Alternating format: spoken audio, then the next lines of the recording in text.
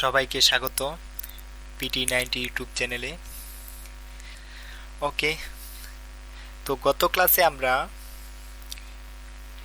পিটিতে negative marking যে রয়েছে সে সম্পর্কে ক্লাস করেছিলাম। তো আজকে আপনাদের জন্য একটা সারপ্রাইজ রয়েছে। সারপ্রাইজটা হচ্ছে আমরা আজকে প্রথম রাইটিং ক্লাস করব। তো আমাদের রাইটিংয়ে দুইটি টপিক রয়েছে। এক হচ্ছে সামারাইজ রিটেন টেক্সট, আর একটি হচ্ছে এসে, তাই না? ওকে, তো আজকে আমরা সামারাইজ রিটেন টেক্সটের নানান খুঁটিনাটি জিনিস জানব। তো শুরু থেকে শেষ পর্যন্ত আপনারা মনোযোগ দিয়ে ক্লাসটি দেখবেন। তো শুরু করা যাক। Summarise written text. তো সামারাইজ রিটেন টেক্সট কি? সামারাইজ রিটেন টেক্সট হচ্ছে এই যে আপনাকে একটা প্যারাগ্রাফ দেওয়া হবে এবং সেই প্যারাগ্রাফ বা প্যাসেজ প্রায় 150 থেকে 300 ওয়ার্ডের মধ্যে থাকবে কোনো আর্টিকেল বা ইনফরমেশন টেক্সট থেকে। আপনার কাজ হলো সেটা একটি মাত্র সেন্টেন্সে অর্থাৎ একটি পূর্ণ বাক্যে সারসংক্ষেপ করা, যেখানে মূল আইডিয়াটা স্পষ্ট থাকবে। বুঝতে পেরেছেন? আমি আবারও বলছি, আপনাকে একটা প্যারাগ্রাফ দেওয়া থাকবে 150 থেকে 300 ওয়ার্ডসের, কোনো আর্টিকেল বা ইনফরমেশনাল টেক্সট থেকেও থাকতে পারে। আপনার কাজ হলো সেটা একটি মাত্র সেন্টেন্সে অর্থাৎ একটি পূর্ণ বাক্যে সারসংক্ষেপ করা, যেখানে মূল আইডিয়াটা স্পষ্ট থাকবে। বুঝতে পেরেছেন? তো আমরা কোশ্চেন দেখব।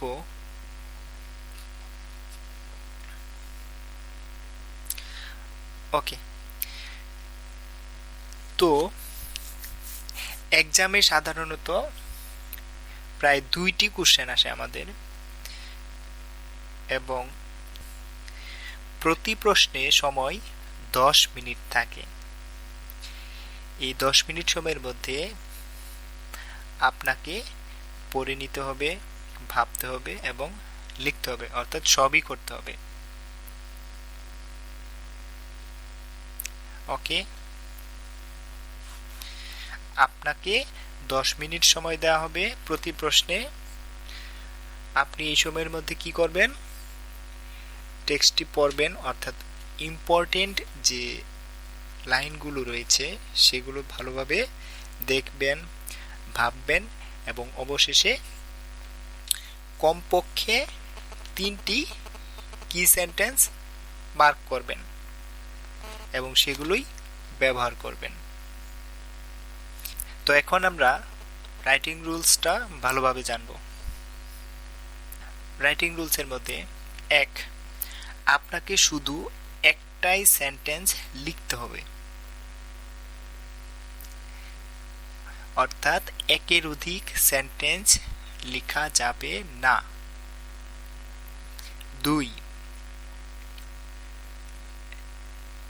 সেই সেন্টেন্স লেখা শেষ হলে অবশ্যই ফুল স্টপ দিতে হবে। 3, শব্দ সংখ্যা 5 থেকে 75 শব্দের মধ্যে থাকতে হবে, তবে 55 থেকে 60 ওয়ার্ডের মধ্যে লিখলে ভালো স্কোর পাওয়া যাবে। বুঝতে পেরেছেন? আমি আবারও বলছি, 5 থেকে 75 ওয়ার্ড লেখার নিয়ম, তবে 50 থেকে 60 ওয়ার্ডের মধ্যে লিখলে মার্কস ভালো আসে। ক্লিয়ার? 4, মূল মেইন আইডিয়া ও গুরুত্বপূর্ণ সাপোর্টিং পয়েন্ট থাকতে হবে। 5, নিজের মতামত বা উদাহরণ দেওয়া যাবে না, অর্থাৎ আপনি চাইলেই নিজের মতামত বা অন্য কোনো বাইরের উদাহরণ লিখতে পারবেন না। এবং সবশেষে 6, গ্রামার, পাঞ্চুয়েশন এবং লিঙ্কিং ওয়ার্ড সংযোগ করতে হবে, অর্থাৎ আমাদের গ্রামার ভালো করতে হবে, পাঞ্চুয়েশনের ব্যবহার ঠিকঠাকভাবে করতে হবে এবং লিঙ্কিং ওয়ার্ড অ্যাড করতে হবে, তাহলেই ভালো স্কোর পাওয়া যাবে। তো এই হচ্ছে রাইটিং রুলস। বুঝতে পেরেছেন? আশা করছি ক্লিয়ার।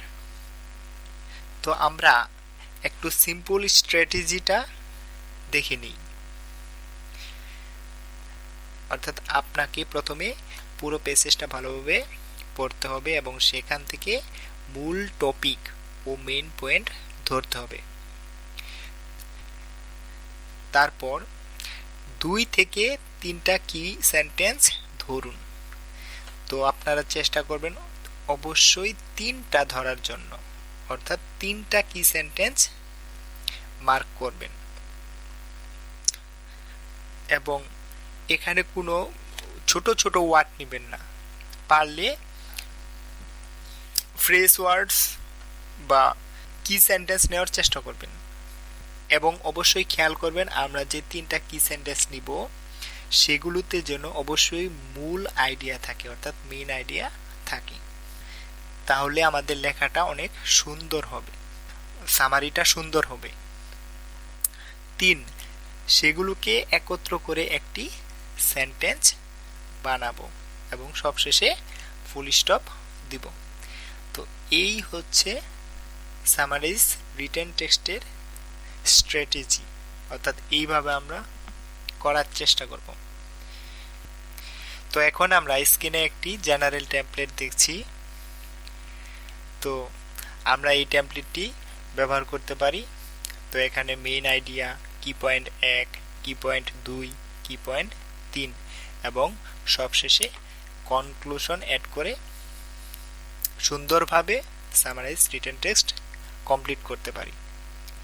তো আপনারা এটা ব্যবহার করতে পারেন।